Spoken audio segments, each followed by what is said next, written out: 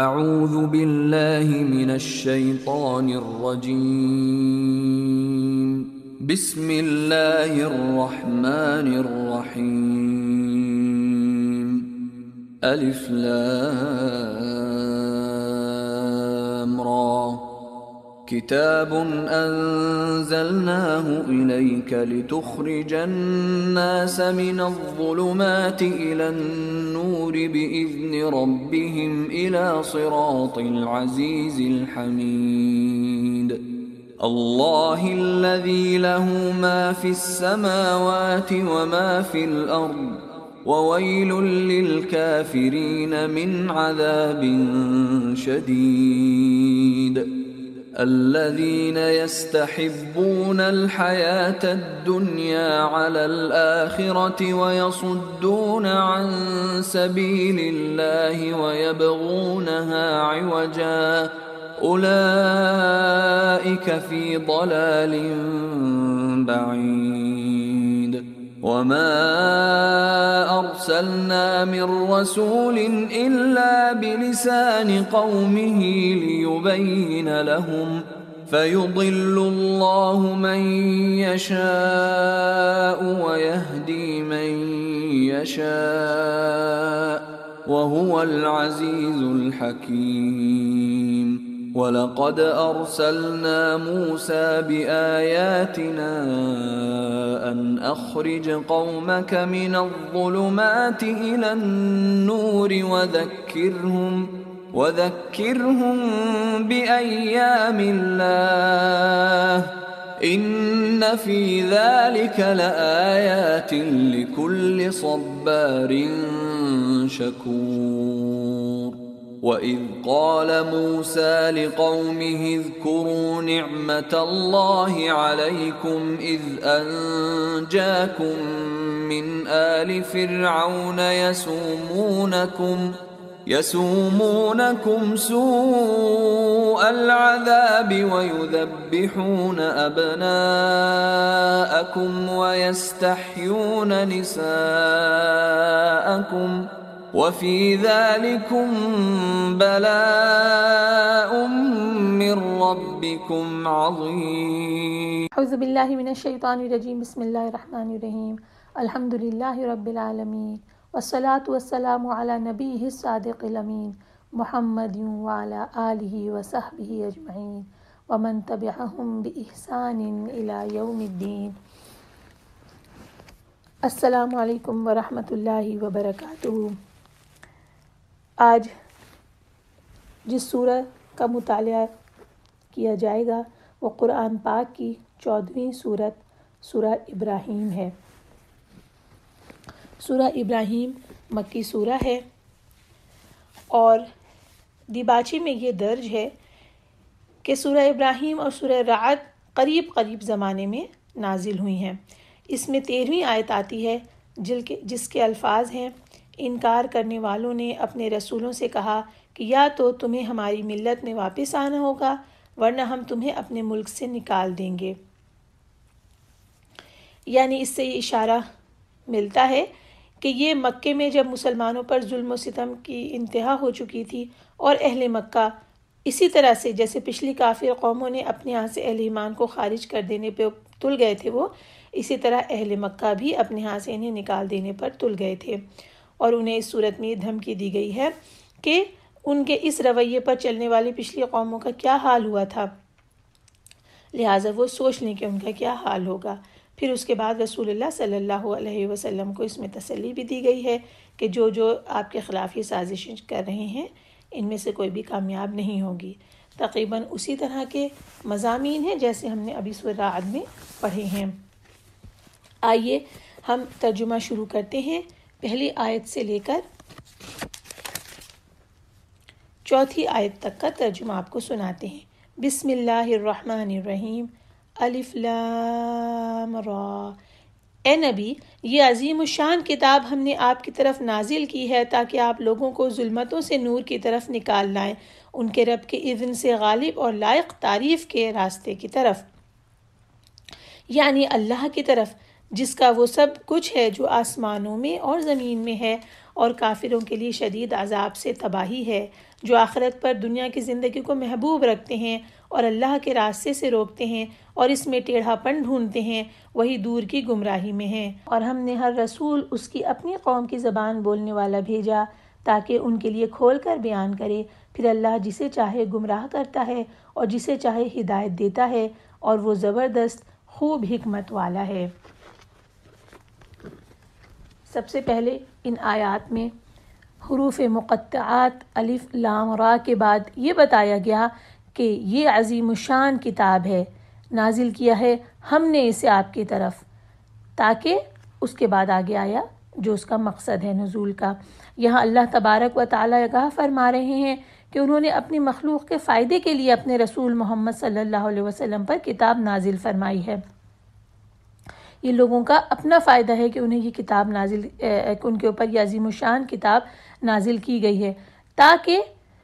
آپ نکالیں لوگوں کو اندھیروں سے اجالے کی طرف۔ اب ہم یہاں دیکھ لیتے ہیں کہ ظلمات کیا ہے اور نور کیا ہے۔ مختلف تفاسیر میں بہت ساری ڈیٹیل اس کے بارے میں آئی ہے کہ کفر اور جہالت ظلمات ہے،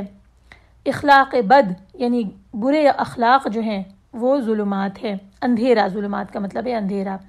اور مختلف اقسام کے گناہوں کی تاریکی جو ہے اس کو اندھیرا بتایا گیا ہے، اور اس سے نکال کر ایمان اور عمل صالحہ اور علم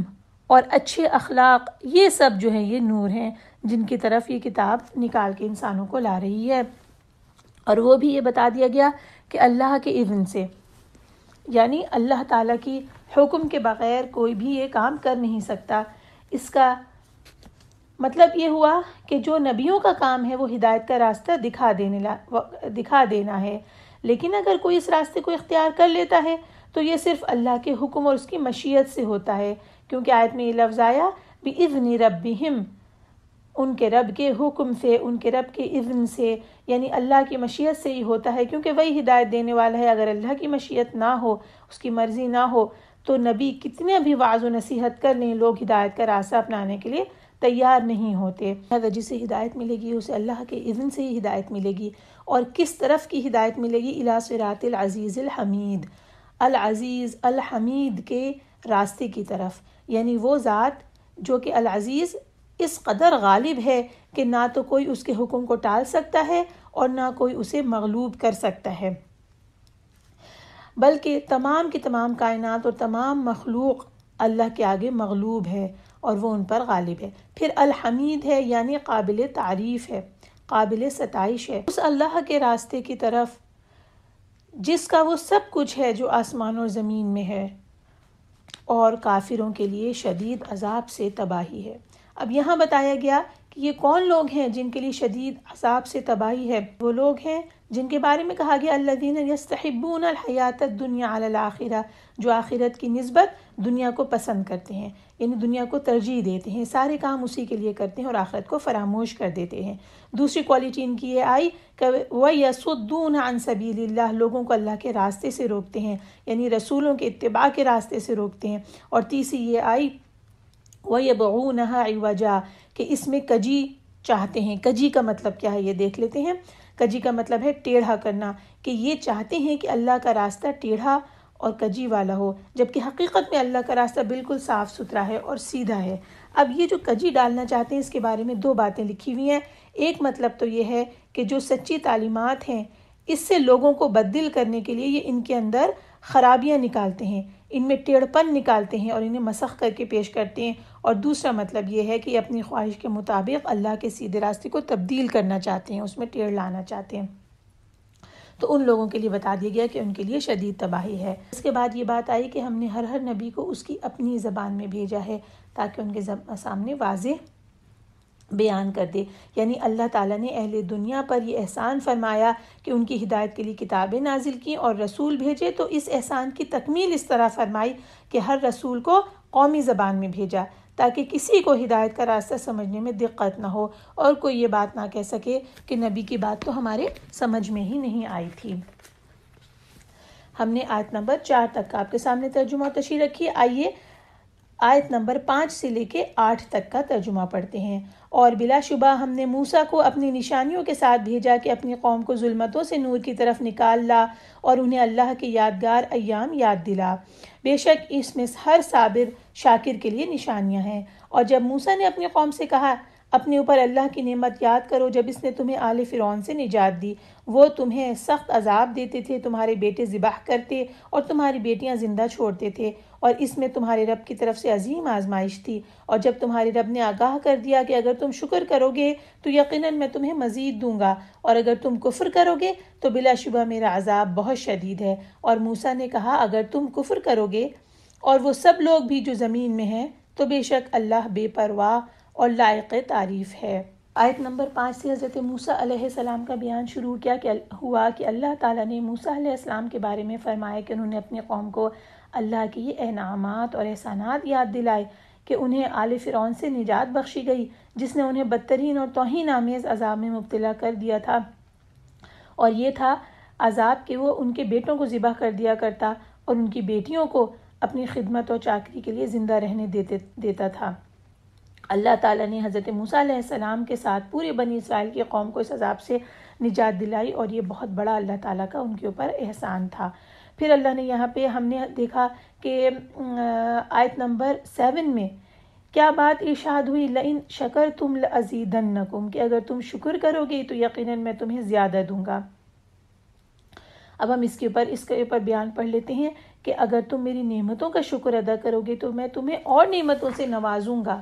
اور اگر ناشکری کرو گے یعنی میری نعمتوں کی ناشکری کرو گے، اس کا مطلب کیا ہے کہ انہیں چھپاؤ گے یا ان کا انکار کرو گے تو اس صورت میں میرا عذاب بہت سخت ہے، یعنی میں تمہیں اپنی نعمت سے محروم کر دوں گا اور ان کی ناشکری کرنے پر عذاب دوں گا۔ یہاں ایک حدیث کوٹ کی گئی ہے کہ رسول اللہ صلی اللہ علیہ وسلم فرماتے ہیں ترجمہ، انسان گناہ کے ارتکاب کی وجہ سے رزق سے محروم کر دیا جاتا ہے۔ اچھا، یہاں ایک بات اور تفسیر میں لکھی ہوئی ہے کہ اس میں نشانی ہے لکل صبار شکور، یہ دو الفاظ آئے صبار اور شکور، لکھا ہے صبر اور شکر یہ دونوں بڑی خوبیاں ہیں اور ایمان کا ان کے اوپر دار و مدار ہے، جو مومن ہوگا اس میں صبر و شکر بھی ہوگا۔ لکھا ہے کہ یہاں دو کا ذکر کیا گیا ہے، دونوں مبالغے کے صیغے ہیں۔ مبالغے کا مطلب ہے کہ ایگزیجریشن، یعنی صبر کرنے والا، صبار، بہت زیادہ صبر کرنے والا، اور شکر کرنے والا جب اسے کہا جائے گا شکور تو اس کا مطلب وہ ہے بہت زیادہ شکر کرنے والا۔ ایک حدیث ہے کہ رسول اللہ صلی اللہ علیہ وسلم فرماتے ہیں کہ مومن کا معاملہ بھی عجیب ہے، اللہ تعالیٰ اس کے لیے جس امر کا بھی فیصلہ کرے وہ اس کے حق میں بہتر ہوتا ہے، اگر اسے تکلیف پہنچے اور وہ صبر کرے تو یہ بھی اس کے حق میں بہتر ہے، اور اگر اسے کوئی خوشی پہنچے وہ اس پر اللہ کا شکر ادا کرے تو یہ بھی اس کے حق میں بہتر ہے۔ اللہ تعالیٰ صبر اور شکر کی یہ کوالٹی ہم سب کو عطا کرے، آمین۔ اس کے بعد یہ آیا کہ موسیٰ علیہ السلام نے صاف صاف کہہ دیا کہ اگر تم اور جتنے لوگ زمین میں ہیں سب کے سب ناشکری کرو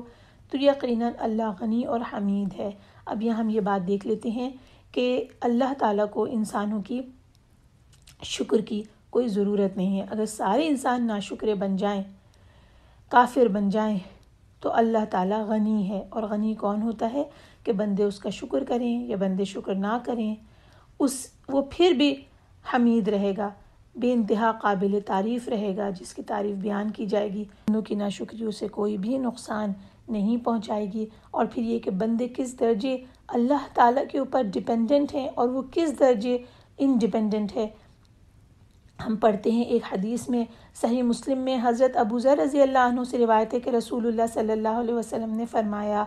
اللہ ذوالجلال کا ارشاد گرامی ہے کہ اے میرے بندو، اگر تمہارے پہلے اور پچھلے اور تمہارے انسان اور جن تم میں سب سے زیادہ متقی اور پرہیزگار انسان کے دل کی طرح ہو جائیں تو اس سے میری بادشاہت میں کوئی اضافہ نہ ہوگا۔ اے میرے بندو، اگر تمہارے پہلے اور پچھلے اور تمہارے تمام انسان اور جن تم میں سب سے زیادہ بدکار انسان کے دل کی طرح ہو جائیں تو اس سے میری بادشاہت میں کوئی کمی نہیں ہوگی۔ اے میرے بندو، اگر تمہارے پہلے اور پچھلے اور تمہارے تمام انسان اور جن ایک میدان میں کھڑے ہو جائیں اور مجھ سے مانگے اور میں ہر انسان کے سوال کے مطابق اسے دوں تو اس سے میری بادشاہت میں اتنی کمی نہیں آتی جتنی دریا میں سوئی ڈبونے سے اس کے پانی میں کمی آتی ہے۔ حدیث کے الفاظ یہاں پہ ختم ہوتے ہیں اور یہاں لکھا ہے فَسُبْحَانَهُ وَتَعَالَى الْغَنِيُّ الْحَمِيدُ۔ تو یہاں ہم نے صفت غنی اور حمید کا بیان پڑھا۔ اب ہم اگلی آیات کی طرف چلتے ہیں۔ 17 تک کا ترجمہ آپ کے سامنے پیش کرتی ہوں۔ کیا تمہیں ان کی خبر نہیں پہنچی جو تم سے پہلے تھے، یعنی قوم نوح اور عاد اور ثمود اور جو ان کے بعد ہوئے، جنہیں صرف اللہ جانتا ہے۔ ان کے پاس ان کے رسول کھلی نشانیاں لائے تو انہوں نے اپنے ہاتھ اپنے منہ میں دبا لیے اور بولے بے شک ہم اسے نہیں مانتے جو تمہارے ہاتھ بھیجا گیا ہے، اور جس چیز کی طرف تم ہمیں بلاتے ہو اس میں ہمیں اضطراب میں ڈالنے والا شک ہے۔ ان کے رسولوں نے کہا کیا تمہیں اس اللہ کی بابت شک ہے جو آسمانوں اور زمین کا پیدا کرنے والا ہے؟ وہ تمہیں بلاتا ہے کہ تمہارے گناہ معاف کر دے اور تمہیں ایک مقرر وقت تک مہلت دے۔ وہ کہنے لگے تم ہمارے جیسے بشر ہی تو ہو، تم چاہتے ہو کہ ہمیں ان معبودوں سے روک دو جن کی ہمارے باپ دادا عبادت کرتے تھے، لہٰذا ہمارے پاس کوئی کھلی دلیل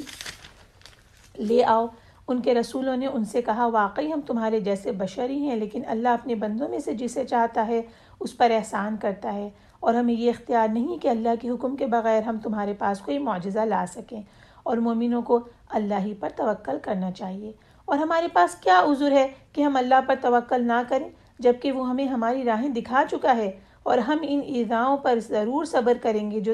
تم ہمیں دیتے ہو،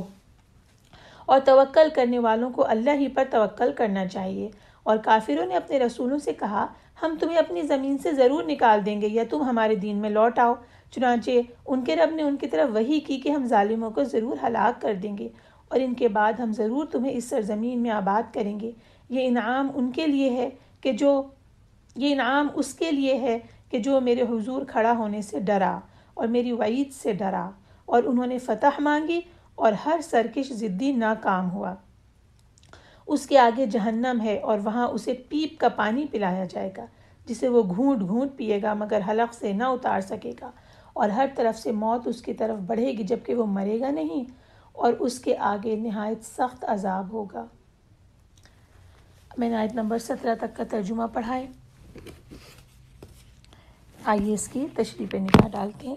اچھا، اب دیکھیے کہ آیات کے اس مجموعے میں سب سے پہلے تو پچھلے انبیاء کی خبریں شروع ہوتی ہیں، اخبار ان کی شروع ہوتی ہیں، قوم نوح، عاد اور ثمود اور جو ان کے بعد ہوئے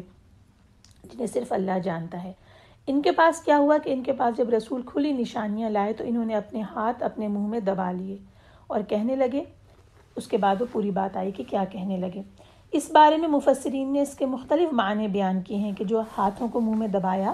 اس کے کیا معنی ہوئے۔ کچھ نے کہا کہ اپنے ہاتھ اپنے منہ میں رکھ لیے اور کہا کہ ہمارا تو صرف ایک ہی جواب ہے کہ ہم تمہاری رسالت کے منکر ہیں، تمہیں رسول ماننے سے انکار کرتے ہیں۔ دوسرے مفسرین نے یہ کہا کہ انہوں نے اپنی انگلیوں سے اپنے منہ کی طرف اشارہ کر کے کہا کہ خاموش رہو اور جو یہ پیغام لے کر آئے ہیں اس کی طرف بالکل توجہ ہی مت دو، اس طرح سے اگنور کر دیا۔ تیسرے یہ معنی کا احتمال ہو سکتا ہے کہ یہ معنی ہو کہ انہوں نے اپنے ہاتھ اپنے منہ پر مذاق بنانے کے لیے اور تعجب کے طور پر رکھ لیے کہ جس طرح کوئی شخص اپنی ہنسی کو روکتا ہے نا، اس طرح سے انہوں نے رسولوں کا مذاق بنایا اور ان کی باتوں کے اوپر اپنی ہنسی کو روکا۔ چوتھے معنی یہ آ رہے ہیں کہ انہوں نے اپنے ہاتھ رسولوں کے منہ پہ رکھ دیے اور ان کو خاموش کر دیا۔ اور پانچویں یہ معنی بھی آ رہے ہیں کہ غیظ اور غضب کی وجہ سے، یعنی غصے کی وجہ سے اپنے ہاتھ اپنے منہ میں لے لیے، جس طرح کہ آل عمران میں یہ والی بات آئی ہے کہ عضوا علیکم الانامل من الغیظ، یعنی کہ تم پر اپنی انگلیاں غیظ و غضب سے یہ کاٹتے ہیں، تو یہ غصے کی وجہ سے لیا۔ بہرحال اس تمام ترجمے کے بعد بات کیا آ رہی ہے کہ انہوں نے 3 اعتراضات پیش کیے، اور یہی اعتراض ہر نبی کی قوم نے پیش کیا، اور یہی کافر رسول اللہ صلی اللہ علیہ وسلم کے سامنے پیش کر رہے تھے۔ پہلی بات یہ کہ انسان کیسے وحی کا مستحق بن سکتا ہے، دوسری بات یہ کہ کیا ہم اپنے باپ دادا کے دین کو چھوڑ دیں، اور تیسری بات یہ کہ اگر تم سچے نبی ہو تو نشانی پیش کرو۔ اور پھر انہوں نے صاف صاف یہ بات کہہ دی کہ تمہیں جو کچھ دے کر بھیجا گیا ہم اس کے منکر ہیں، ہم اس کے انکار کر رہے ہیں ہم اس کا، اور جس چیز کی طرف تم ہمیں بلا رہے ہو اس کے بارے میں ہمیں بہت بھاری شک ہے۔ لہٰذا ان کی جو 3 باتیں تھیں کہ کافی انسان ہو کر کس طرح تمہیں وحی اور نبوت مل گئی، دوسری بات یہ تھی کہ ہم اپنے معبودوں کو چھوڑ دیں اور صرف ایک اللہ کی عبادت کریں، اور تیسری یہ تھی کہ تم کوئی معجزہ لے کر آؤ۔ ان تینوں کا ان میں سے 2 کا جواب یہاں دے دیا گیا۔ سب انبیاء نے اپنے لوگوں کو یہ بات بتائی کہ ہاں ہم تمہارے جیسے ہی بشر ہیں، اور تمہارا یہ سمجھنا غلط ہے کہ کوئی بشر رسول نہیں ہو سکتا، کیونکہ اللہ تعالیٰ انسانوں کی ہدایت کے لیے انسانوں ہی میں سے کسی کو چن لیتا ہے اور وحی و رسالت اس کی طرف احسان کے طور پہ عطا کر دیتا ہے۔ اور جو کہ معجزے کا مطالبہ کرتے تھے تو انبیاء نے یہ کہہ دیا کہ تمہاری خواہش کے مطابق معجزے لانا ہمارے اختیار میں نہیں ہے، بلکہ معجزہ دینا صرف اور صرف اللہ کے اختیار میں ہے۔ اور اس بات کا کوئی جواب نہیں دیا گیا کہ ہم اپنے پرانے آباء و اجداد کے بتوں کو چھوڑ کر تمہارے معبود کی عبادت کیوں کریں، کیوں، بلکہ اس کے بجائے یہ کہہ دیا گیا کہ ہمارا بھروسہ اللہ ہی پر ہے۔ انبیاء نے یہ کہہ دیا کہ ہمارا بھروسہ اللہ ہی کے اوپر ہے۔ اور اس کے بعد پھر اللہ تعالیٰ نے اگلی جو آیات آ رہی ہیں اس میں یہ بتا دیا کہ ان کا انجام کیا ہوگا، کس شدید انجام سے یہ گزریں گے، جس کے اختتام پر یہ بتایا گیا کہ جہنم جس میں یہ پھینکے جائیں گے اس میں یہ صدیدن پیپ کو پئیں گے۔ اب یہاں صدیدن کے مختلف معنی آ رہے ہیں کہ پیپ اور خون جو جہنمیوں کے گوشت اور ان کی کھالوں سے بہتا ہوگا،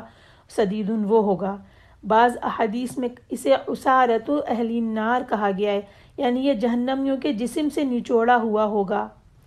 بعض احادیث میں یہ ہے کہ یہ صدید اتنا گرم اور کھولتا ہوا ہوگا کہ ان کے منہ کے قریب پہنچتے ہی ان کے چہرے کی کھال جھلس کر گر پڑے گی، اور اس کا ایک گھونٹ پیتے ہی ان کے پیٹ کی آنتیں پیچھے راستے سے باہر نکل پڑیں گی۔ اعاذنا اللہ منہ، اللہ تعالی ہمیں اس چیز سے محفوظ رکھے اور اس عذاب سے محفوظ رکھے، آمین۔ آئیے اگلی آیات کی طرف چلیں جن میں ایک مثال دی گئی ہے۔ بسم اللہ الرحمن الرحیم۔ جن لوگوں نے اپنے رب کے ساتھ کفر کیا ان کے نیک اعمال کی مثال راکھ کسی ہے جسے آندھی کے دن زور کی ہوا اڑا لے جائے۔ جو کچھ انہوں نے کمایا وہ اس پر کوئی قدرت نہیں رکھیں گے، یہی پرلے درجے کی گمراہی ہے۔ کیا آپ نے نہیں دیکھا کہ بے شک اللہ نے آسمانوں اور زمین کو حق کے ساتھ پیدا کیا، اگر وہ چاہے تو تمہیں لے جائے اور نئی مخلوق لے آئے، اور اللہ کے لیے یہ کام کچھ بھی مشکل نہیں۔ اب ان آیات میں ایک مثال آئی ہے، یہ ایک مثال اللہ تعالیٰ نے ان کافروں کے اعمال کے لیے بیان کی جنہوں نے غیر اللہ کی عبادت کی، مطلب شرک کیا، اللہ کے رسولوں کی تکذیب کی اور اعمال کو غلط بنیاد پر کیا۔ جو نیک اعمال بھی کیے اس کے بنیاد میں اللہ پر ایمان اور رسول کی اطاعت نہیں موجود تھی، اور اس کی وجہ سے کیا ہوا کہ ان کے یہ اعمال اس وقت رائیگاں ہو جائیں گے جب انہیں ان کی شدید ضرورت ہوگی۔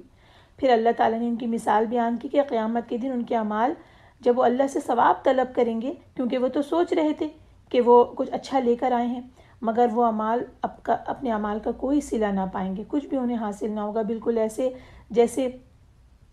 اس راکھ سے کچھ حاصل نہیں ہوتا جس پر آندھی کے دن زور کی ہوا چلتی ہے۔ جس دن بہت شدید اور زبردست آندھی چلتی ہے اس دن وہ پوری راکھ اڑ جاتی ہے۔ اسی طرح سے یہ کافر اپنے ان اعمال پر ذرا برابر بھی قدرت نہیں رکھیں گے جو انہوں نے اس دنیا میں کیے ہوں گے۔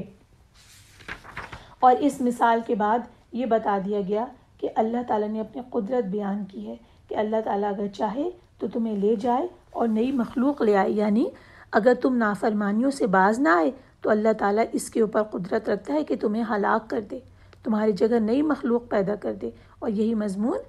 دوسری بہت جگہوں پہ قرآن میں یہ بیان ہوا ہے۔ اس کے بعد دو آیات 21 اور 22 وہ نقشہ کھینچ رہی ہیں جب روز قیامت اللہ کے سامنے لوگ پہنچیں گے۔ میں اس کا ترجمہ آپ کے سامنے پیش کر رہی ہوں۔ اور سب لوگ اللہ کے سامنے کھڑے ہوں گے تو کمزور لوگ ان لوگوں سے کہیں گے جو دنیا میں تکبر کرتے تھے، بے شک ہم تو تمہارے تابع تھے، پھر کیا تم ہم سے اللہ کا کچھ عذاب دور کر سکتی ہو؟ وہ کہیں گے اگر اللہ ہمیں ہدایت دیتا تو ہم ضرور تمہیں ہدایت دیتے، اب ہمارے لیے برابر ہے خواہ ہم روئیں پیٹیں یا صبر کریں، ہمارے لیے بھاگنے کی کوئی جگہ نہیں۔ اور جب فیصلہ چکا دیا جائے گا تو شیطان کہے گا بے شک اللہ نے تم سے سچا وعدہ کیا تھا اور میں نے تم سے جو وعدہ کیا تھا اس کی میں نے خلاف ورزی کی، اور میرا تم پر کوئی زور نہ تھا مگر یہ کہ میں نے تمہیں دعوت دی تو تم نے میری بات مان لی، چنانچہ تم مجھے ملامت نہ کرو، اپنے آپ کو ملامت کرو، میں تمہارا فریاد رس نہیں اور نہ تم میرے فریاد رس ہو، بلا شبہ میں تو اس کا انکار کرتا ہوں جو تم اس سے پہلے مجھے اللہ کا شریک ٹھہراتے تھے، بے شک ظالموں کے لیے دردناک عذاب ہے۔ اب ان آیات میں دیکھیے کہ نقشہ آ گیا وَبَرَزُوا لِلَّهِ جَمِيعًا، اور سب لوگ اللہ کے حضور کھڑے ہوں گے۔ یہاں پر قیامت کے روز جب سور پھونکا جائے گا اس کا نقشہ آ رہا ہے، جب تمام مخلوق اللہ کے سامنے حاضر ہو جائے گی، سب اپنی اپنی قبروں سے نکل کر اپنے رب کی خدمت میں جائیں گے۔ وہاں وہ ایک ہموار زمین پہ کھڑے ہوں گے، اس میں کوئی نشیب و فراز نہیں ہوگا، اور اللہ تعالیٰ کے سامنے حاضر ہو جائیں گے۔ اللہ سے ان کی کوئی بات پوشیدہ نہیں ہوگی۔ جب وہ اللہ کے حضور حاضر ہوں گے تو مختلف قسم کے جھگڑے ہوں گے۔ اس میں سے ایک جھگڑے کا یہاں ذکر آیا، اور اس وقت ہر شخص اپنی مدافعت کر رہا ہوگا۔ اور یہاں کون سے جھگڑے کا ذکر آیا؟ جو لیڈرز اور ان کے فالوورز کے درمیان میں ہوگا، یعنی وہ لوگ جن کو دنیا میں جن کی پیروی کی گئی، اور وہ لوگ جنہوں نے اپنے لیڈرز کی پیروی کی، یعنی ان کے جو مقلدین تھے، فالوورز تھے۔ اب کیا ہو رہا ہے یہاں جھگڑا؟ تو ان میں سے سب سے پہلے وہ فالوورز جو ہیں وہ یہ کہہ رہے ہیں للذین استکبروا، یعنی کہ بڑائی کرنے والوں اور استکبار کرنے والوں سے، وہ لوگ جن کی دنیا میں پیروی کی گئی، جو قیادت کرتے تھے، جو لیڈرز تھے، ان سے یہ لوگ کہہ رہے ہیں ہم تو تمہارے پیچھے چلتے تھے، یعنی دنیا میں ہم تمہاری پیروی کرتے تھے اور تم ہمیں گمراہی کا حکم دیتے تھے، پھر تم اس گمراہی کے راستے کو ہمارے سامنے خوب خوشنما بنا کر پیش کر دیتے تھے، اور اسی وجہ سے تم نے ہمیں راستے سے بھٹکا دیا۔ اب تم ہم کو اس عذاب سے بچاؤ، اس عذاب میں کچھ کمی کرواؤ۔ اس کے بعد یہ کہیں گے، یعنی کون کہیں گے؟ لیڈرز، قالو لو ہدانا اللہ لہدیناکم، یہ لیڈرز یہ کہیں گے کہ ہم گمراہ تھے جیسے، ویسے ہی ہم نے تمہیں بھی گمراہ کر دیا، اور اگر اللہ ہمیں ہدایت کرتا تو ہم تمہیں ہدایت کر دیتے۔ لہٰذا اس طرح کا جواب یہ انہیں دے دیں گے، اور یہ پتہ چل جائے گا کہ کوئی کسی کے کام نہ آئے گا۔ آگے وہ یہ کہہ رہے ہیں سواء علینا اجزعنا ام صبرنا ما لنا من محیص، اب برابر ہے ہمارے حق میں کہ ہم بے قراری کریں یا ہم صبر کریں، بہرحال ہماری یہاں سے کوئی خلاصی نہیں ہوگی، ہم نہیں، کوئی پناہ ہمیں نہیں مل سکتی، کوئی ایسی جگہ نہیں جہاں ہم اللہ کے عذاب سے بھاگ کر جا سکیں۔ تو یہ تو لیڈرز اور فالوورز کے درمیان بات چیت ہوئی اور کلام ہوا، اور اس کے بعد آگے بتا دیا گیا کہ شیطان جو دنیا میں واقع ہونے والی ہر برائی کا سبب ہے، یہ بھی وہاں پہنچ کر جہنمیوں سے براءت کا اظہار کر دے گا، اور ان سے مخاطب ہوگا اور یہ کہے گا، جب فیصلہ ہو چکے گا سب امور کا، اور جنتی جنت میں داخل ہو جائیں گے، جہنمی جہنم میں دھکیل دیے جائیں گے، تب یہ آ کر لعین ملعون جو ہے وہ یہ کہے گا ان اللہ وعدکم وعد الحق، جو وعدہ اللہ نے تم سے کیا تھا وہ تو حق تھا۔ اب یہ کون سے وعدے کی بات ہو رہی ہے؟ یعنی اللہ نے رسولوں کی زبان پر تمہارے ساتھ جو وعدہ کیا تھا، تم تک پہنچایا تھا، وہ بالکل سچا تھا، مگر تم نے اس کی اطاعت نہ کی، اور اگر تم اس کی اطاعت کرتے تو ضرور تم اس وقت دوسری جگہ ہوتے۔ پھر ساتھ میں یہ بھی کہے گا وَوَعَدْتُكُمْ فَأَخْلَفْتُكُمْ، کہ میں نے بھی تم سے وعدہ کیا اور میں نے تم سے اس وعدے کی خلاف ورزی کی، یعنی یہاں مراد یہ کہ میں نے تم سے بھلائی کا وعدہ کیا تھا اور تمہیں جھوٹی آرزویں دی تھیں، امیدیں دلائیں تھیں، لیکن ایسی امیدیں تھیں اور ایسے وعدے تھے جو کبھی حاصل ہونے والے نہیں تھے، اور میں ان وعدوں کو آج توڑ رہا ہوں۔ پھر اس کے بعد یہ بھی ان کے اوپر حجت تمام کر دے گا، یعنی ان کے خلاف حجت تمام کر دے گا ان لوگوں کے خلاف، اور کہے گا کہ میرا تم پر کوئی زور تو نہیں تھا، کوئی دلیل بھی نہیں تھی میرے پاس اپنے بات کو کرنے کی، اور تمہارے اوپر بھی میرا زور نہیں چلنا تھا، میں نے تو صرف یہ کیا کہ جتنا اختیار میرے پاس تھا وہ یہ تھا کہ میں نے تمہیں اپنے مقصد کی طرف بلایا اور تمہارے سامنے اسے خوب خوشنما بنا دیا۔ پھر تم نے اپنی خواہشات نفس کی پیروی کی اور تم نے شہوات کی پیروی کی، شہوات جو ہے وہ لسٹ کو کہتے ہیں، کہ شہوات کی پیروی کی، اور پھر میری دعوت پر لبیک کہا۔ یہ سب میں آپ کو تفسیر میں سے الفاظ پڑھ کے سنا رہی ہوں۔ لہٰذا وہ یہ کہے گا فَلَا تَلُومُونِي وَلُومُوا أَنفُسَكُمْ، تو تم مجھے ملامت نہ کرو، اپنے آپ کو ملامت کرو۔ کس بات کی ملامت کرو؟ یعنی کہ یہ جو آج عذاب تمہیں آ رہا ہے، اس عذاب کا سبب تم ہی ہو، لہٰذا تم اپنے آپ کو آج برا بھلا کہو۔ میں تمہاری فریاد کو پورا نہیں کر سکتا ہوں اور تمہاری کوئی مدد بھی نہیں کر سکتا ہوں، اور نہ تم ہی میری مدد کر سکتے ہو۔ انی کفرت بما اشرکتمونی من قبل، میں آج انکار کرتا ہوں جو تم نے مجھے شریک بنایا تھا اس سے پہلے، یعنی کہ تم نے مجھے اللہ تعالیٰ کے ساتھ شریک ٹھہرایا تھا، میں اللہ تعالیٰ کا شریک نہ تھا، تم پر تو میری اطاعت واجب بھی نہ تھی، لہٰذا آج میں اس سے برات کا اظہار کر رہا ہوں، میں تو اللہ کا شریک کبھی تھا ہی نہیں، تم ہی نے مجھے شریک بنا لیا تھا۔ اس طرح یہ اپنے آپ کی برات کا اظہار کر دے گا۔ یہاں یہ بات بھی اہم ہے بہت سمجھنے کے لیے کہ شیطان جو یہ کہے گا کہ میں نے تمہارے آج اس کی خلاف ورزی کی، اس وعدے کی جو تم سے کیا تھا، اس کی خلاف ورزی کر رہا ہوں اور میرا تم پر کوئی دباؤ نہیں تھا۔ اس کا معنی یہ لکھا ہے کہ میری باتوں میں کوئی دلیل، کوئی حجت نہیں تھی، تم نے اپنی مرضی سے میری باتیں مانی، حالانکہ وہ بے دلیل کی باتیں تھیں۔ اور دوسری بات یہ ہوگی اس میں کہ نہ میرا تم پر کوئی دباؤ تھا، ایسا نہیں تھا کہ تم زبردستی میری بات ماننے پر مجبور تھے، بلکہ میں نے تو دعوت اور پکار دی تھی، تم ہی نے میری پکار کے اوپر لبیک کہہ لیا، اور اس کے نتیجے میں تم نے پیغمبروں کی جو دلیل اور حجت سے بھرپور پکی بات تھی اسے تم نے چھوڑ دیا اور میری بات کو قبول کر لیا، لہٰذا اس وجہ سے پانچ برات کا اظہار کر دے گا۔ یہاں پر بڑی ڈیٹیل کے ساتھ یہ بات لکھی ہے کہ شیطان کے پاس اختیار نہیں ہوتا، وہ صرف دعوت دیتا ہے اور اپنے دوستوں کو گناہوں پر آمادہ کرتا ہے، نافرمانیوں پر ابھارتا ہے، لیکن جب بندہ اس کے اس وساوس اور اس کی اس شیطانی ہتھ کنڈوں کے اندر چل نکلتا ہے اور پھر اس کے گروہ میں شامل ہو جاتا ہے تو گویا وہ خود شیطان کو اپنے اوپر مسلط کر لیتا ہے، اور اس کے بعد شیطان اسے جس راستے کے اوپر چاہتا ہے آسانی کے ساتھ لے کے چلتا جاتا ہے، انسان چپ چاپ اس راستے کے اوپر بھاگتا چلا جاتا ہے۔ تو گویا ایک طرح سے وہ شیطان ہی کا فالوور بنتا ہے، لیکن وہ اپنی پوری کی پوری ول کے ساتھ اور اپنی سمجھ کے ساتھ شیطان کا فالوور بن جاتا ہے۔ اچھا، پھر اس شرک سے بھی انکار کر دے گا کہ میں اللہ کا شریک ہوں، کہے گا کہ اگر تم مجھے یا کسی اور کو اللہ کا شریک گردانتے رہے تو اپنی غلطی کی وجہ سے تم نے ایسا کیا، جس نے یہ ساری کائنات بنائی تھی اس کی تدبیر بھی وہی کر رہا تھا، بھلا اس کا کون شریک ہو سکتا ہے۔ آیت کا آخری ٹکڑا یہ ہے کہ ان الظالمین لہم عذاب علیم۔ تو کچھ مفسرین کہتے ہیں کہ یہ پوری بات بھی شیطان ہی کہہ رہا ہے، اور کچھ مفسرین کہتے ہیں کہ شیطان کی بات اس سے پہلے ختم ہو چکی ہے، اور جو آخری ٹکڑا ہے ان الظالمین لہم عذاب علیم، یہ اللہ تعالیٰ کا کلام ہے۔ شیطان ملعون سے اللہ تعالیٰ کی پناہ مانگتے ہیں اور آیات کے اگلے مجموعے کی طرف چلتے ہیں جو کہ 23 سے لے کر 27 تک جا رہا ہے۔ اور جو لوگ ایمان لائے اور انہوں نے نیک عمل کیے وہ ایسی جنتوں میں داخل کیے جائیں گے جن کے نیچے نہریں جاری ہوں گی، وہ اپنے رب کے اذن سے ہمیشہ وہاں رہیں گے، وہاں ان کی ملاقات کی دعا سلام ہوگی۔ اے نبی، کیا آپ نے دیکھا نہیں اللہ نے کیسے مثال بیان کی کلمہ طیبہ کی کہ وہ ایک پاکیزہ درخت کی طرح ہے، اس کی جڑ مضبوط ہے اور اس کی شاخیں آسمان میں ہیں، وہ ہر وقت پر اپنے رب کے حکم سے پھل لاتا ہے، اور اللہ لوگوں کے لیے مثالیں بیان کرتا ہے تاکہ وہ نصیحت پکڑیں۔ اور کلمہ خبیثہ کی مثال ایک خبیث درخت کی سی ہے کہ اسے زمین پر سے اکھاڑ دیا جائے، اس کے لیے کوئی قرار نہیں۔ ایمان والوں کو قول ثابت یعنی کلمہ توحید سے دنیا کی زندگی اور آخرت میں ثابت قدم رکھتا ہے، اور اللہ ظالموں کو گمراہ کر دیتا ہے، اور اللہ جو چاہتا ہے کرتا ہے۔ آئیے اب اس مثال پہ غور کرتے ہیں جو اللہ تعالیٰ نے ہمارے لیے بیان کی۔ اس میں کلمہ طیبہ کی مثال دی ہے ایک درخت سے، اور کلمہ طیبہ اسلام ہے۔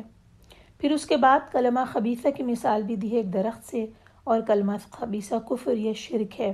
تمام مفسرین یہی بات لکھ رہے ہیں۔ آئے اس کی تفسیر میں جاتے ہیں۔ علی بن ابو طلحہ نے حضرت ابن عباس سے روایت کیا کہ ارشاد الہی مثلاً کلمتاً طیبتاً، مثال کلمہ طیبہ اسلام کی ہے، اس سے مراد اس بات کی گواہی دینا کہ اللہ کے سوا کوئی معبود نہیں ہے۔ کشجرۃ طیبۃ سے مراد پاکیزہ درخت، اور اس سے مراد مومن ہے، یعنی یہ جو پاکیزہ درخت ہے اس کو مثال دی گئی ہے مومن کی، ایک مومن انسان کی جو ایمان لاتا ہے۔ اصلھا ثابت، یعنی جس کی جڑیں مضبوط ہیں، زمین کو پکڑے ہوئے ہیں، ان جڑوں سے مراد لا الہ الا اللہ کہنا ہے، مومن جس کا دل اقرار کرتا ہے۔ پھر فرعھا فی السماء، اور اس کی شاخیں آسمان میں ہیں، اس درخت کی شاخیں آسمان میں، اس سے کہتے ہیں کہ اس سے مراد یہ ہے کہ مومن کے عمل کو آسمانوں کی طرف اٹھایا جاتا ہے۔ بہت سارے مفسرین اس کی اسی طرح تفسیر کرتے ہیں، کہتے ہیں کہ یہ مومن کے عمل کی بات ہے کہ اس کی بات پاکیزہ ہوتی ہے اور اس کا عمل صالح ہوتا ہے، اور یہ مثال ہے کھجور کے درخت کی۔ اب یہاں پر ایک حدیث بیان ہوئی ہے کہ کلمہ طیبہ کی مثال جو شجرۃ طیبۃ دی گئی، تو شجرۃ طیبۃ کھجور کا درخت ہے، اس کے بارے میں ایک حدیث بیان کی ہے، طویل حدیث ہے۔ امام بخاری نے ابن عمر کی روایت کو بیان کیا کہ ہم رسول اللہ صلی اللہ علیہ وسلم کے پاس تھے کہ آپ نے فرمایا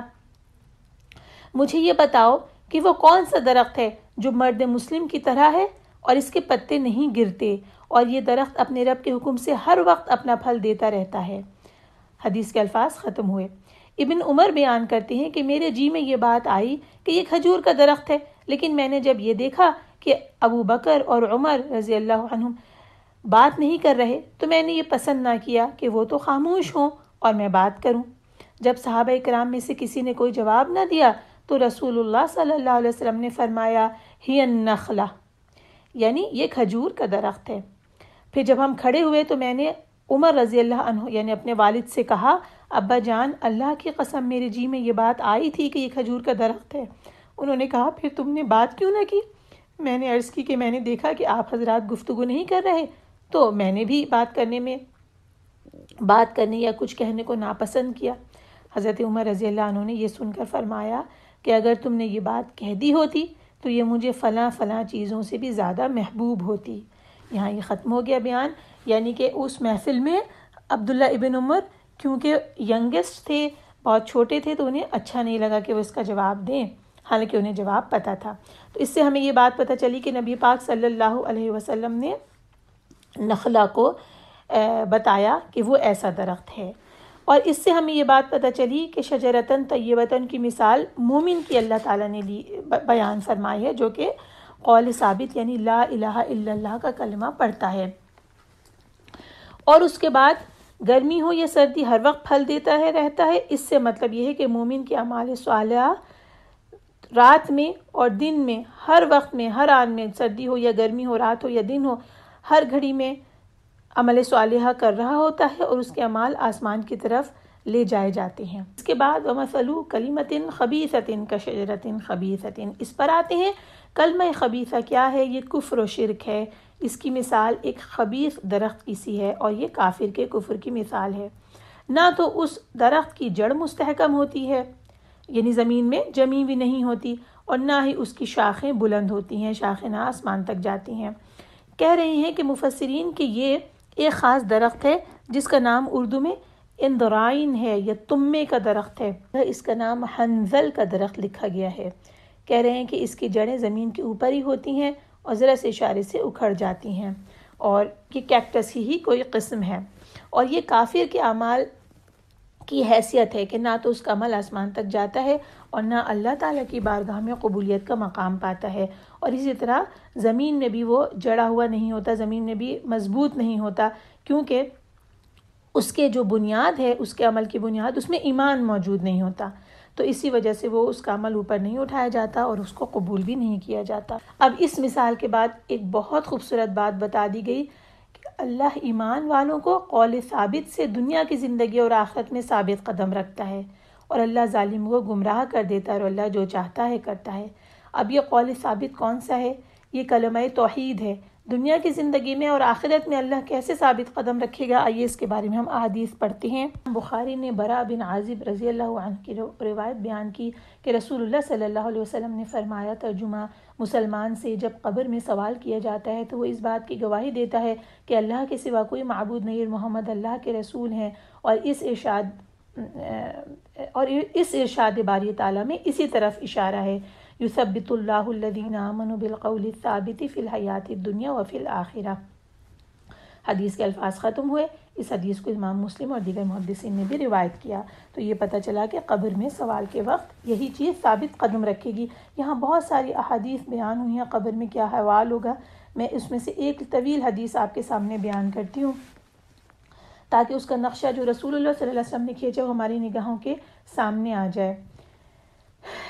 امام احمد نے برا بن عازب رضی اللہ عنہ کی روایت کو بیان کیا کہ ہم رسول اللہ صلی اللہ علیہ وسلم کے ہمراہ ایک انصاری کے جنازے کے لیے نکلے۔ ہم قبر کے پاس پہنچے تو وہ ابھی کھودی نہیں گئی تھی۔ رسول اللہ صلی اللہ علیہ وسلم بیٹھ گئے تو ہم بھی آپ کے پاس اس طرح خاموش ہو کر بیٹھ گئے گویا ہمارے سروں پر پرندے ہیں۔ اس وقت آپ صلی اللہ علیہ وسلم کے دست مبارک میں یعنی ہاتھوں میں ایک لکڑی تھی جس کے ساتھ آپ زمین کورید رہے تھے۔ آپ نے سر اٹھایا اور فرمایا، میں اس کا ترجمہ آپ کے سامنے بیان کرتی ہوں،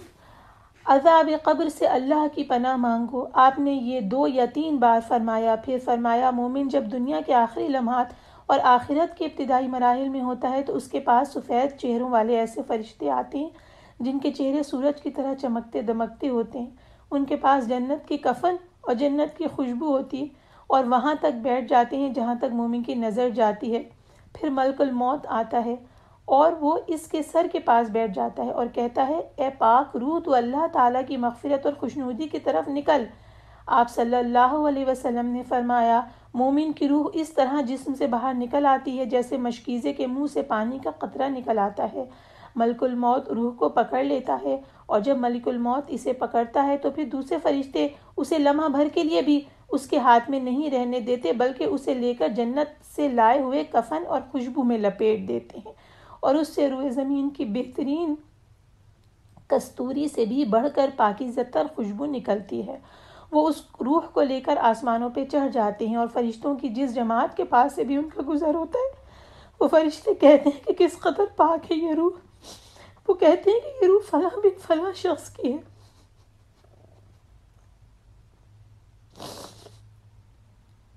وہ اس کا اس بہترین نام سے ذکر کرتے ہیں جس سے وہ دنیا میں موسوم ہوتا تھا، حتیٰ کہ وہ اسے لے کر آسمانی دنیا تک پہنچ جاتے ہیں۔ اس کے لیے آسمانی دنیا کا دروازہ کھلواتے ہیں تو دروازہ کھول دیا جاتا ہے۔ پھر ہر آسمان کے ملائکہ مقربین اگلے آسمان تک اسے رخصت کر کے آتے ہیں، حتیٰ کہ اسے 7ویں آسمان تک پہنچایا جاتا ہے۔ تو اللہ تعالیٰ فرماتا ہے، میرے بندے کی کتاب کو علیین میں لکھ دو اور اسے زمین کی طرف لوٹا دو۔ میں نے بندوں کو زمین سے پیدا کیا ہے اور اسی میں ان کو لوٹاؤں گا، پھر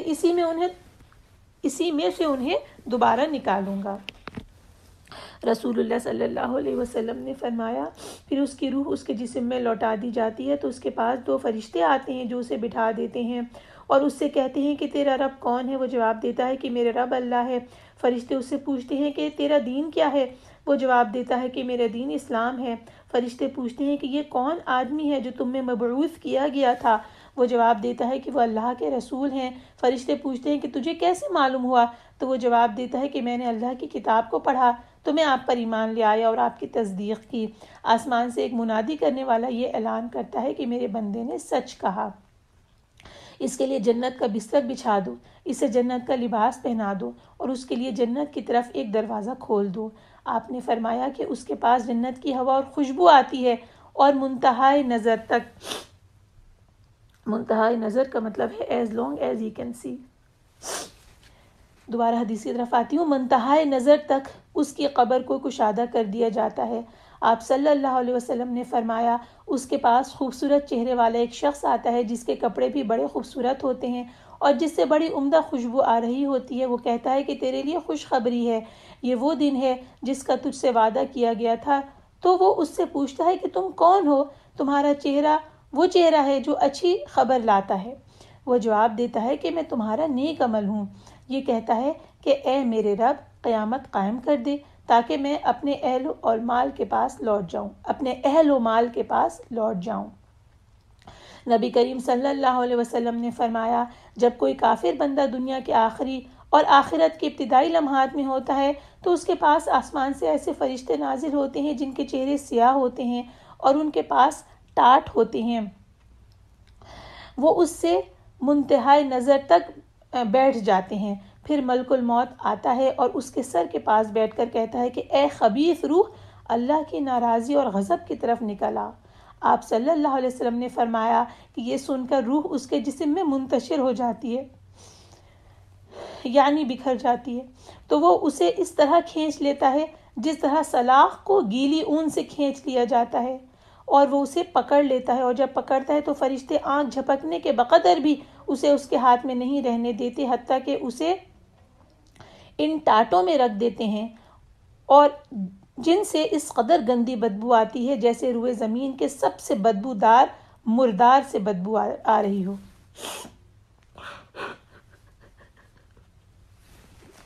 وہ اسے لے کر آسمانوں کی طرف چڑھتے ہیں۔ وہ فرشتوں کی جس جماعت کے پاس سے گزرتے ہیں تو فرشتے پوچھتے ہیں کہ یہ کون خبیث روح ہے؟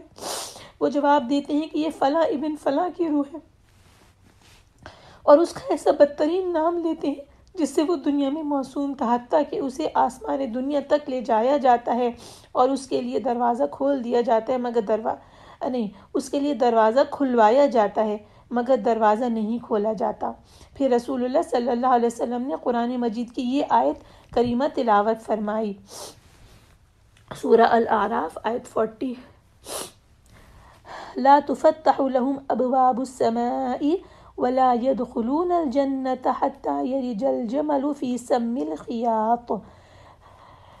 ترجمہ، ان کے لیے نہ آسمان کے دروازے کھولے جائیں گے اور نہ وہ بہشت میں داخل ہوں گے یہاں تک کہ اونٹ سوئی کے ناکے میں گھس جائے۔ آیت کا ترجمہ یہاں ختم ہوتا ہے۔ حدیث دوبارہ کنٹینیو کرتے ہیں۔ اللہ تعالیٰ فرماتا ہے کہ اس کی کتاب کو سب سے نچلی زمین میں سجین میں لکھ دو، پھر اس کی روح کو پھینک دیا جاتا ہے۔ پھر آپ صلی اللہ علیہ وسلم نے یہ آیت کریمہ تلاوت فرمائی، اعوذ باللہ ومن یشرک باللہ فکأنما خر من السماء فتخطفه الطیر او تہوی به الریح فی مکان سحیق، سورہ الحج آیت 31۔ ترجمہ، اور جو شخص کسی کو اللہ کے ساتھ شریک مقرر کرے تو وہ گویا ایسا ہے جیسے آسمان سے گر پڑے، پھر اس کو پرندے اچک لے جائیں یا ہوا کسی دور دراز جگہ لے جا کر پھینکے۔ آیت کا ترجمہ ختم ہوا۔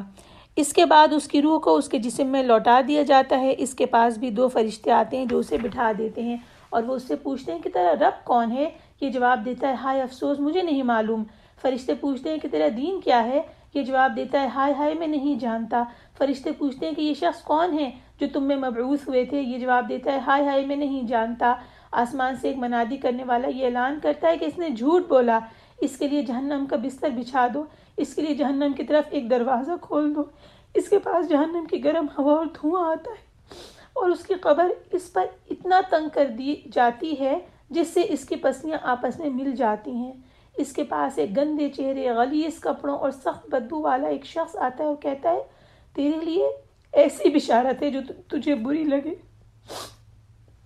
تیرے لیے ایسی بشارت ہے جو تجھے بری لگے، یہ وہ دن ہے جس کا تجھ سے وعدہ کیا جاتا تھا۔ وہ پوچھتا ہے کہ تو کون ہے؟ تیرا چہرہ وہ چہرہ ہے جو شر ہی لاتا ہے۔ وہ جواب دیتا ہے کہ میں تیرا خبیث عمل ہوں۔ یہ کہتا ہے کہ اے میرے رب، قیامت قائم نہ کرنا۔ یہ مسند احمد اور سنن ابی داؤد کی حدیث ہے۔ یہاں حدیث کے الفاظ ختم ہوتے ہیں۔ اللہم انا نعوذ بک من عذاب القبر وعذاب جہنم ومن فتنة المحیا والممات ومن شر فتنة المسیح الدجال۔ اللہم اجرنا من النار، اللہم اجرنا من النار، اللہم انا نسألک الجنة مع الابرار، آمین یا رب العالمین۔ آیت نمبر 27 جس کا ہم نے ترجمہ پڑھا اور تشریح اور اس کے ذیل میں وہ حدیث ہم نے سنی جس سے یہ پتہ چلا کہ ایمان لانے والوں کو اللہ تعالیٰ ایک قول ثابت کی بنیاد پر آخرت میں کس طرح ثابت قدم رکھیں گے، یعنی قبر کا مرحلہ شروع ہوتے ہی وہ ثابت قدمی کس طرح عطا ہوگی۔ اور یہاں کہا گیا ہے کہ فی الحیات دنیا و فی الآخرہ، تو حیات دنیا میں یہ ثبات کس طرح مومن کو ملتا ہے، اس کے بارے میں جو میں نے مختلف تفاسیر سے دیکھا اس کا خلاصہ یہ آپ کے سامنے رکھتی ہوں کہ اس دنیا میں اللہ تعالیٰ اپنے بندوں میں ان کے دل میں جو شکوک و شبہات پیدا ہوتے ہیں جو شیطان کی طرف سے آتے ہیں، تو اس وقت اللہ تعالیٰ انہیں ہدایت اور یقین کے ذریعے سے استقامت عطا کر دیتا ہے، اور جب ان کا دل خواہشات کی طرف جاتا ہے، خواہش نفس کی طرف یعنی شہوات کی طرف، لسٹ کی خواہشات، تو اس وقت اللہ تعالیٰ انہیں ایک پختہ ارادہ عطا کر دیتے ہیں جس کی وجہ سے وہ اللہ تعالیٰ کی پسند کو مقدم رکھتے ہیں اور اپنی پسند کو چھوڑ دیتے ہیں۔ کہ دنیا میں ثبات ہے۔ پھر تفہیم القرآن میں اس طرح لکھا ہوا ہے کہ دنیا میں ان کو اس کلمے کی وجہ سے ایک پائیدار نقطۂ نظر ملتا ہے، ایک نظریہ حیات ملتا ہے کہ زندگی کیسے گزارنی ہے، اور ہر عقدے کو حل کرنے کے لیے، ہر گتھی کو سلجھانے کے لیے اللہ تعالیٰ انہیں پختہ علم عطا کر دیتا ہے۔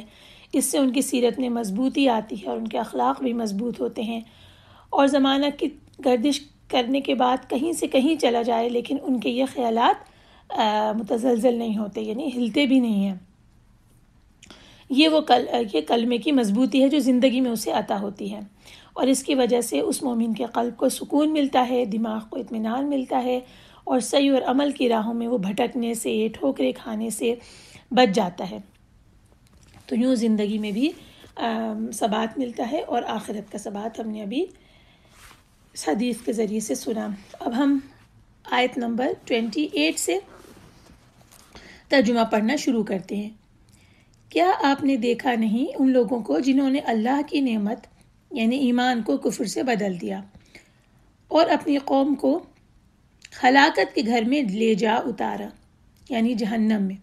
وہ اس میں داخل ہوں گے اور وہ بدترین ٹھکانہ ہے، اور انہوں نے اللہ کے شریک بنا رکھے ہیں تاکہ وہ لوگوں کو اس کے راستے سے بھٹکا دیں۔ کہہ دیجئے فائدہ اٹھاؤ دنیا میں، پھر یقیناً تمہاری واپسی آگ کی طرف ہے۔ کہہ دیجئے میرے ان بندوں سے جو ایمان لائے کہ وہ صلاۃ قائم کریں اور ہم نے انہیں جو رزق دیا ہے اس میں سے چھپا کر اور اعلانیہ خرچ کریں،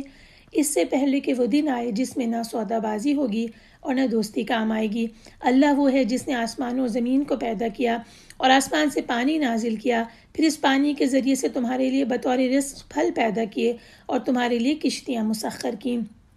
تاکہ سمندر میں اس کے حکم سے چلیں، اور تمہارے لیے دریا مسخر کیے اور تمہارے لیے سورج اور چاند مسخر کیے جو مسلسل چل رہے ہیں، اور تمہارے لیے رات اور دن کو مسخر کیا، اور تمہیں ہر وہ چیز دی جو تم نے اس سے مانگی،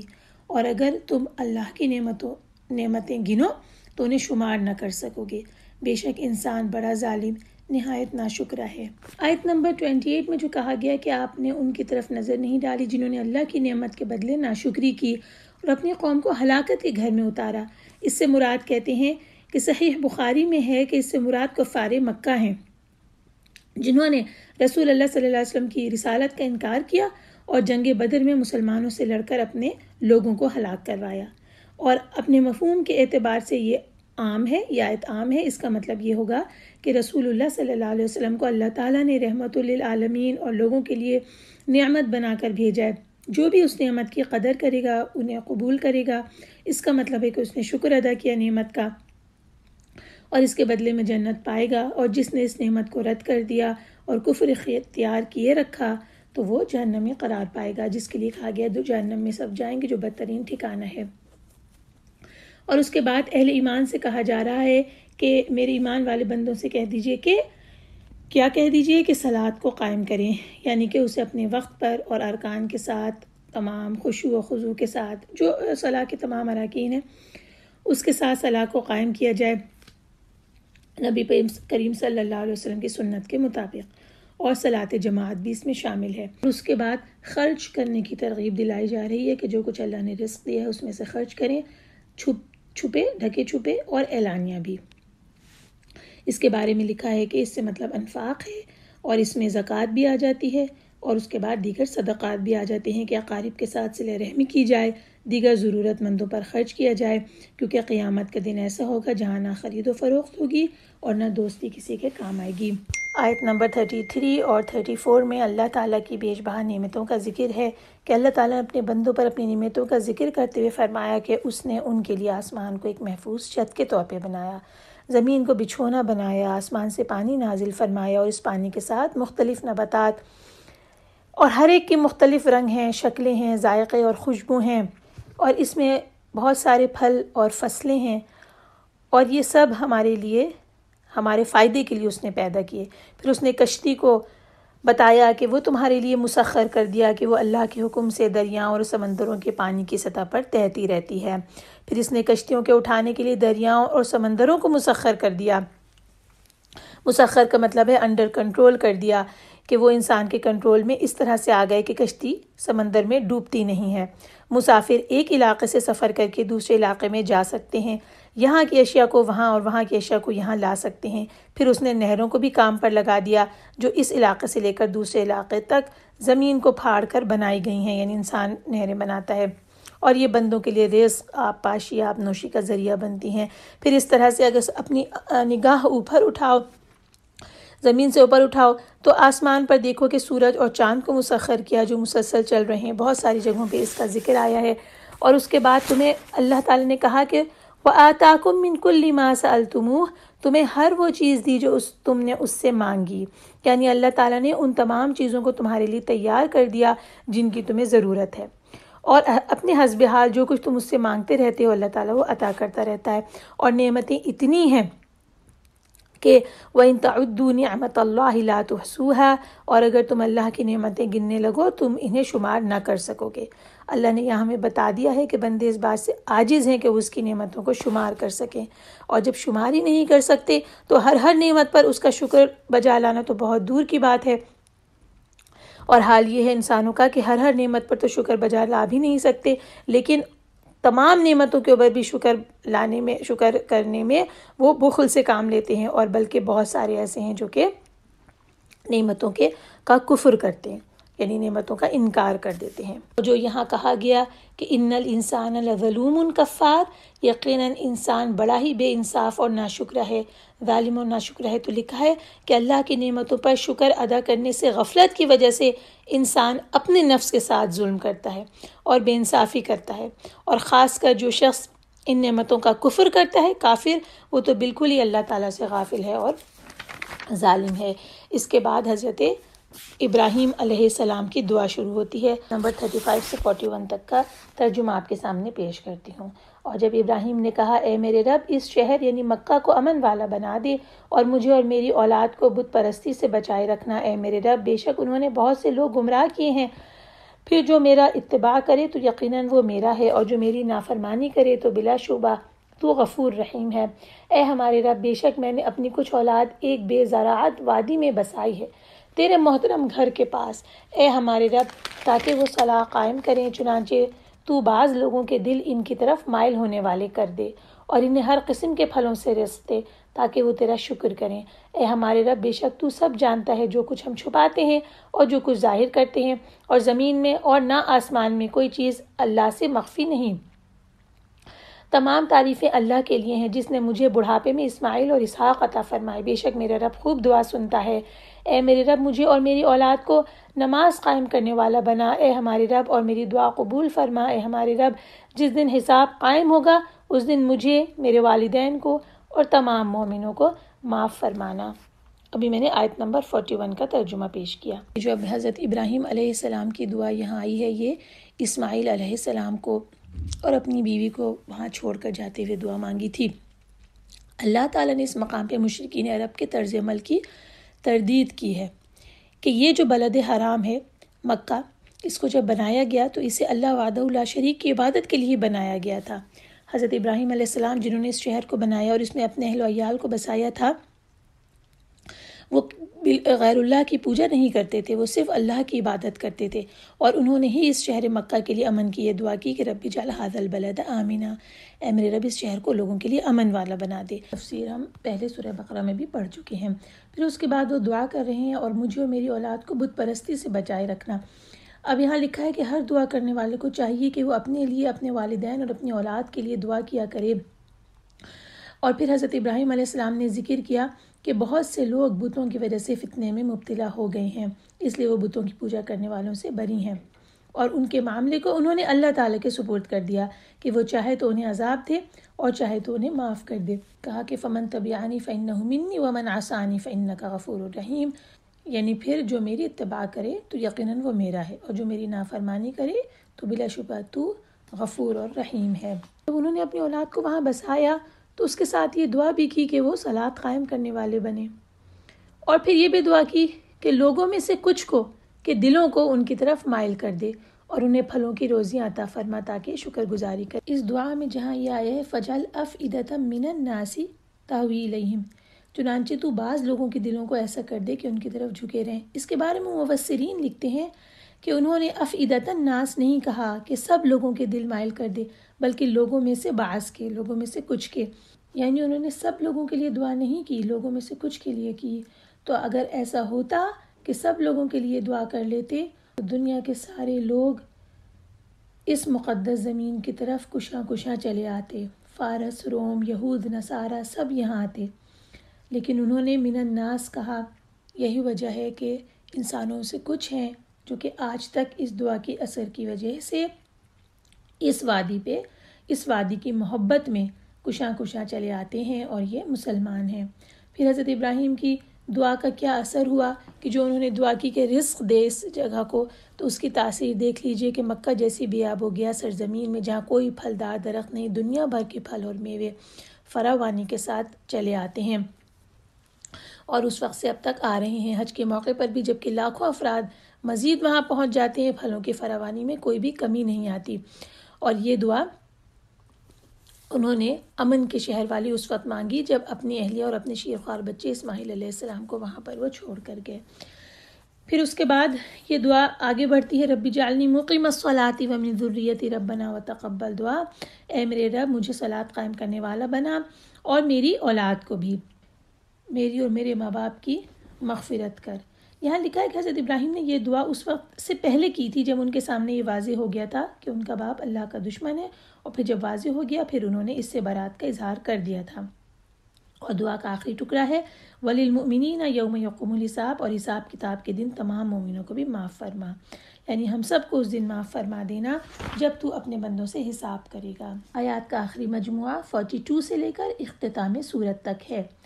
اور اے نبی آپ مت خیال کریں کہ اللہ ان کاموں سے غافل ہے جو ظالم کرتے ہیں، وہ تو انہیں صرف اس دن تک مہلت دیتا ہے جس میں آنکھیں پھٹی کی پھٹی رہ جائیں گی، وہ اپنے سر اٹھائے محشر کی طرف دوڑ رہی ہوں گے، ان کی نگاہ اپنی طرف بھی نہ پھر سکے گی اور ان کے دل خوف سے اڑے جا رہے ہوں گے۔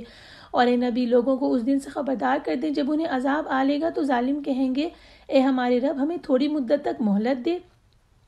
تاکہ ہم تیری دعوت قبول کریں اور رسولوں کا اتباع کریں۔ ان سے کہا جائے گا کیا تم اس سے پہلے قسمیں نہیں کھاتے تھے کہ تمہارے لیے کوئی زوال نہیں، اور تم ان لوگوں کی بستیوں میں آباد تھے جنہوں نے اپنے آپ پر ظلم کیا تھا، اور تم پر واضح ہو چکا تھا کہ ہم نے ان سے کیا سلوک کیا تھا، اور ہم نے تمہارے لیے مثالیں بیان کی تھیں، اور یقیناً وہ اپنی چالیں چل چکے اور ان کی سب چالیں اللہ کی نظر میں ہیں، اور ان کی چالیں ایسی نہ تھیں کہ ان کی وجہ سے پہاڑ ہل جاتے۔ چنانچہ آپ ہرگز خیال نہ کریں کہ اللہ اپنے رسولوں سے وعدہ خلافی کرے گا، بے شک اللہ غالب ہے، انتقام لینے والا۔ جس دن یہ زمین دوسری زمین سے بدل دی جائے گی اور آسمان بھی، اور لوگ اللہ واحد قہر والے کے سامنے کھڑے ہوں گے، اور اس دن آپ تمام مجرم زنجیروں میں جکڑے ہوئے دیکھیں گے، ان کے کرتے گندھک کے ہوں گے اور آگ ان کے چہروں کو ڈھانپتی ہوگی، تاکہ اللہ ہر نفس کو اس عمل کی جزا دے جو اس نے کمایا، بے شک اللہ بہت جلد حساب لینے والا ہے۔ یہ قرآن لوگوں کے لیے ایک پیغام ہے تاکہ اس کے ذریعے سے انہیں ڈرایا جائے، تاکہ انہیں معلوم ہو جائے کہ بے شک وہی اللہ معبود واحد ہے، اور تاکہ عقل مند نصیحت حاصل کریں۔ اللہم حاسبنا حسابا یسیرا۔ اچھا اب یہاں دیکھیے کہ عذاب کے آنے کے بعد کوئی مہلت نہیں ملے گی۔ اللہ تعالیٰ نے بتا دیا کہ ظالم لوگ جب عذاب دیکھیں گے تو وہ کہیں گے ربنا اخرنا الی اجل قریب، وہ یہ کہیں گے کہ ہمارے پروردگار ہمیں تھوڑی سی مدت مہلت عطا کر دے تاکہ ہم تیری دعوت کو قبول کریں اور تیرے رسولوں کے پیچھے چلیں۔ یہ بات سورہ مومنون میں بھی آئی کہ حتیٰ کہ جب ان میں سے کسی کے پاس موت آ جائے گی تو وہ کہے گا کہ اے میرے پروردگار مجھے پھر دنیا میں واپس بھیج دے۔ سورہ المنافقون میں بھی یہ بات آئی کہ مومنوں تمہارا مال اور اولاد تم کو اللہ کی یاد سے غافل نہ کر دے، اور جو ایسا کرے گا تو وہی خسارہ اٹھانے والے ہیں، اور جو مال ہم نے تم کو دیا ہے اس میں سے اس وقت سے پیشتر خرچ کرو کہ تم میں سے کسی کی موت آ جائے تو اس وقت کہنے لگے کہ اے میرے پروردگار تو نے مجھے تھوڑی سی اور مہلت کیوں نہ دی تاکہ میں خیرات کر لیتا اور نیک لوگوں میں داخل ہو جاتا۔ یہ اللہ تعالیٰ نے یہاں پہ آیت کا ترجمہ ختم ہوا، اور یہ اللہ تعالیٰ نے ہمیں مختلف جگہوں پہ قرآن میں یہ خبر دی ہے کہ موت کے وقت یا عذاب کو دیکھنے کے وقت کیا انسان کے حالات ہوں گے اور کیا اس کے دل کی کیفیت ہوگی، اور کس طرح وہ گڑ گڑا کے مہلت مانگ رہا ہوگا۔ سورہ الانعام میں آیا آیت نمبر 27 میں، اور کاش آپ انہیں اس وقت دیکھیں جب یہ دوزخ کے کنارے کھڑے کیے جائیں گے اور کہیں گے اے کاش ہم پھر دنیا میں لوٹا دیے جائیں تاکہ اپنے پروردگار کی آیتوں کی تکذیب نہ کریں اور مومن ہو جائیں۔ سورہ فاطر میں آیت 37 میں آیا، اور وہ اس میں چلائیں گے کہ اے ہمارے پروردگار ہم کو نکال لے، اب ہم نیک عمل کریں گے نہ کہ وہ جو پہلے کرتے تھے۔ کیا ہم نے تم کو اتنی عمر نہیں دی تھی کہ اس میں جو سوچنا چاہتا سوچ لیتا، اور تمہارے پاس ڈرانے والا بھی آیا، بس اب مزے چکھو، ظالمہ کا کوئی مددگار نہیں۔ یہ تمام مقامات جو ہم نے پیش کیا اس وقت، یہ ہمیں اس بات کا پتہ دے رہے ہیں کہ اس وقت کتنی زبردست حسرت ان کے دلوں میں ہوگی۔ اور پھر ان کی اس بات کے جواب میں اللہ تعالیٰ نے یہاں پہ کیا فرمایا ہے، اس میں سورہ ابراہیم میں جو ہم پڑھ رہے ہیں، کیا تم اس سے پہلے قسمیں نہیں کھایا کرتے تھے کہ تم کو زوال نہیں ہوگا؟ اس کے معنی یہ لکھے ہوئے کہ کیا تم اپنی اس حالت سے پہلے قسمیں نہیں کھایا کرتے تھے کہ تم کو اس حال سے جس میں تم ابھی ہو کبھی بھی زوال نہیں آئے گا، اور یہ کہ تمہیں کبھی دوبارہ پیدا بھی نہیں کیا جائے گا، اور نہ جزا اور سزا کا معاملہ ہوگا۔ جب تم یہ خیال کرتے تھے تو اب اپنی ان بدعمالیوں کا آج تم مزہ چکھو۔ اور پھر اللہ نے ساتھ میں آگے 45 آیت میں یہ والی بات بھی بتا دی کہ جو بستیاں ہیں جن میں تم جاتے آتے رہتے ہو، تم اپنے آپ پر ظلم کر رہے تھے اور تم ان بستیوں میں سے بھی گزرتے تھے کہ جن کو اللہ تعالیٰ نے، جن کی مثالیں تمہارے سامنے بیان کی تھیں، تو تم نے ان کو خود اپنی آنکھوں سے دیکھا تھا، ان کی خبریں بھی تمہیں پہنچی تھیں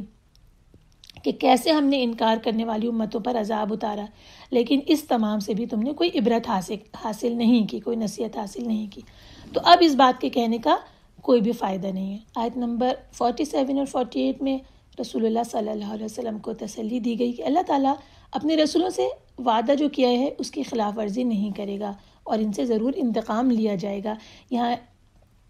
بتایا گیا کہ اللہ تعالیٰ نے ان سے جو یہ وعدہ فرمایا کہ وہ دنیا کی زندگی میں بھی اور آخرت میں بھی انہیں اپنی نصرت عطا کرے گا، تو اللہ تعالیٰ نے یہ بتا دیا کہ وہ بہت زبردست ہے، کوئی چیز اس کے ارادے میں حائل نہیں ہو سکتی اور نہ اس پر غالب آ سکتی ہے۔